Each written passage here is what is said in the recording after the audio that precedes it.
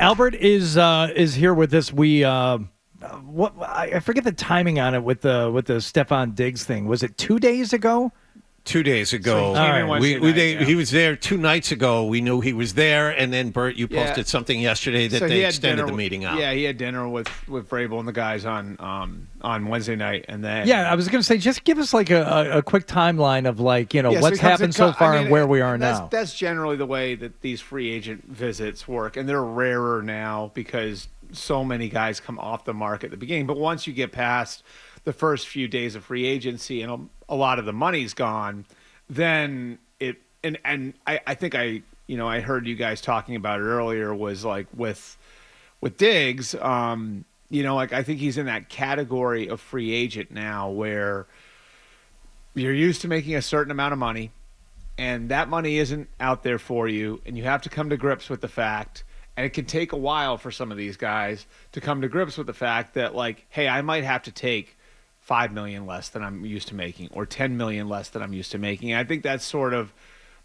what you've got with some of the third contract veteran guys. There's so many veteran receivers that are out there in the market now. It's not just him. It's Brandon Cooks. It's Tyler Lockett. Cooper. It's Amari Cooper. So there's a bunch of guys that are still out there in the market. And that's one of the reasons why, is because those guys have to come to grips with the fact they're going to make a little bit less. But if they do wait, you have the leeway where now I can take a visit because I'm not competing with Chris Godwin for a contract, or name the player. I'm not competing with DK Metcalf for a landing spot.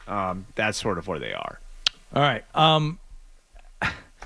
There's been a lot of conversation as to whether or not this is the type of player that the Patriots need right now. Yeah. Okay. And Fred and I have argued on this. I think there's a lot to be said for if you want to get good, at some point you're going to have to just decide, all right, we're going to get a good player here. Is it the perfect fit? Is it the best player at the position? No.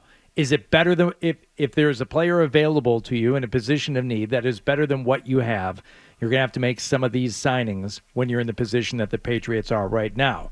So that's my feeling on it.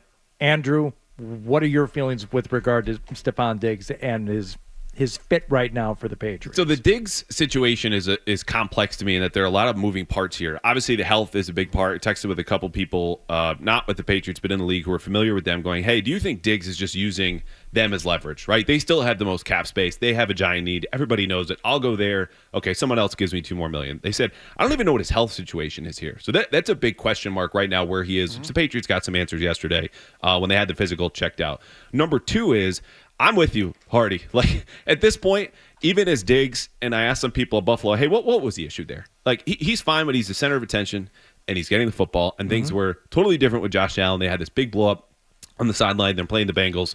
It happens. It wasn't great in Minnesota. If you're going to build up, you need to compromise.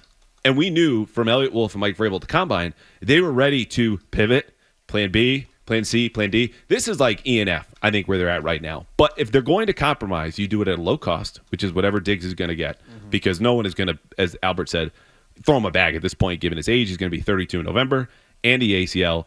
And it just might be a good time for them to meet in the middle, but still there's going to be a tax. Whatever offer he gets, it's going to have to be the highest from New England for him to come here, because he's going to compromise as well, going, we're not contending yet, right? Like, I need to come here, and you need to pay me more to make me want to do so. Yeah, I mean, again, like, and I think, first of all, like, let's talk about who Diggs is as a guy, because I do think there's like a little bit of a misperception. He's not a bad guy. I've been around him a bunch. I think he has that receiver thing that a lot of the really good ones have, which is, I want to win. He's competitive as hell. And I think the best way for my team to win is for the quarterback to get me the ball. So if the quarterback's not getting me the ball, then you're not doing what you need to do to win, and I have a problem with that.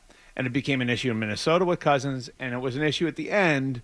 Like, he had a really good relationship for 90% of the time with Josh Allen. At the very end, it was a little different, but I think those guys still get along. And I think as much as anything, it was like, maybe Stefon Diggs wasn't quite what he had been, and the Bills couldn't have a situation where every 3 or 4 snaps Josh Allen's looking over if he hasn't thrown to Diggs and like seeing where his mood is. Like they couldn't have that anymore. I've talked to a bunch of people in Houston. I mean, I'd give you one right now from last night. He was great, super competitive, great practice player. I would sign him today if I were them. So like I think like the people in Houston really had a different experience, and I think part of it is because his context was different in Houston. He knew he wasn't coming in there to be the number one.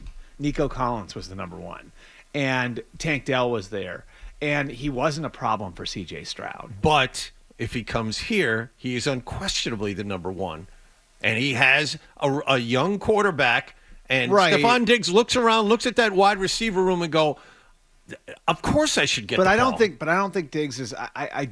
He's a smart guy. I don't think in his gut, I think he knows he isn't what he was 3 years ago. And that's like, and I do think like once it's a different mindset. Like when you're 27 or 28 and in your prime, and it's like, this is the same guy who, you guys remember the picture of him standing out there watching the celebration after the AFC title game in 2020, right? Like where he's watching it. He's like, I want to be there. Yeah. Like this is a guy who badly wants to win. And again, like the math in his head before was the best way to win is just get me the ball, and I will make it so we win. And I think he's smart enough to know he's not what he was then. And so like he's going to approach this differently. Again, he's not a bad guy. I mean, I've talked to a ton of people who had him in Buffalo, Brian Daboll, Joe Shane, who wound up with the Giants, who said, I mean, I remember talking to those guys, like, we would love to have him. Like, if there was we would love to have him here, Yeah. And those are guys who saw the good and the bad, The guys in Minnesota, I think, would tell you the same. Like, Kevin Stefanski, who had him in Minnesota, like, loved him, Scott Turner, who was, who was the play caller there for a little while, loved him. Like, so it doesn't seem to be enough to it's just the thing with the it doesn't seem like a big mark against a wide receiver against his character just because he wants the ball. Like, how does that make him unique? As long as he's not disruptive. Well, and especially in this room, like Bert talks about context. That's completely right. Like the context changes when you come here, and part of that is going to be the contract, right? He was in a contract year in Houston. It's a new place, contending team. You should be happy. You're getting everything you wanted. You come here. In the same way that people are emboldened by any kind of contract or power, or in this case, money, like the best and worst of you is going to come out with that deal. So if you are empowered by, okay, we had to give you $16 million a year, let's just throw out a number. You come to New England, you're by far the best receiver, you're the most accomplished, you have a second-year quarterback. I think he would return, as most people would, to be like, I'm here, this is my show. Even if I'm not all-pro Stefon Diggs from 2020, I'm still the guy here. And that, to me, is the balance of how much do you want to empower someone? Because it's the same reason as Bert knows.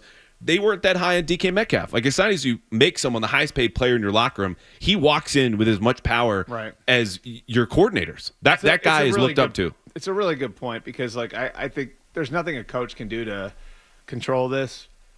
It's just it's the natural thing in the NFL. The scoreboard is your salary. In a locker room, the scoreboard is how much money you're making. Yep. So whoever's making the most money, everybody is watching. What are they letting that guy get away with? How does that guy conduct himself? That's why it's important in your first off. And I know it's frustrating for people, right? To sit there and say, well, DK Metcalf was out there. Why didn't you do it? Right? Like, why didn't you do this? Why didn't you do that? And like, look at Washington, right? Washington's not in year one anymore. I don't think Washington trades for Laramie Tunsil last year. Like, I don't think they do it. But now they've got the foundation in place. They're not asking Laramie Tunsil to come in there and be the foundation of the team. But from a fan perspective, the Washington and the Patriots are in the exact same place on the timeline. No, they aren't. From a fan perspective, with the quarterback, they think about the quarterback. But the coach is the one who sets the culture.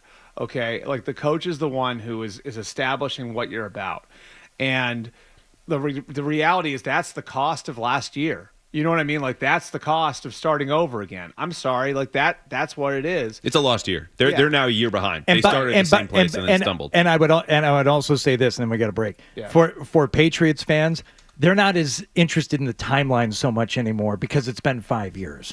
And now we're getting at the point where it's like, I understand the frustration of that. Because it is a reason, but it sounds like excuse making. It's like, okay, well, we're about to have our third coach in 3 years, and we've had all these different offensive coordinators and quarterbacks, and it's like, at some point something's got to pop. Let me just say this though, that is how bad franchises stay bad. Like what you just said, where when the fan base trickles into like the thinking and the decision making. When the fan base is sitting there and says, well, we've been through this for 5 years or 10 years, and then that frustration trickles over to ownership, and now ownership is bringing in a new head coach and conducting themselves like they're in year 3 or year 4 of the program, and now you're firing people every 2 years because you're not letting anybody establish anything. Like that's how bad franchises stay bad. It's when you don't when you hire Mike Vrabel and you start acting like it's year 3. Well, the fans have been waiting around for 5 years. What the hell? Like it's not Mike Vrabel's 3rd year. It's Mike Vrabel's 1st year. And if you don't treat it like it's Mike Vrabel's 1st year, then you're screwed. For more Patriots analysis and opinion, hit this playlist. And for all the latest from the Sports Hub, download the app at 985thesportshub.com.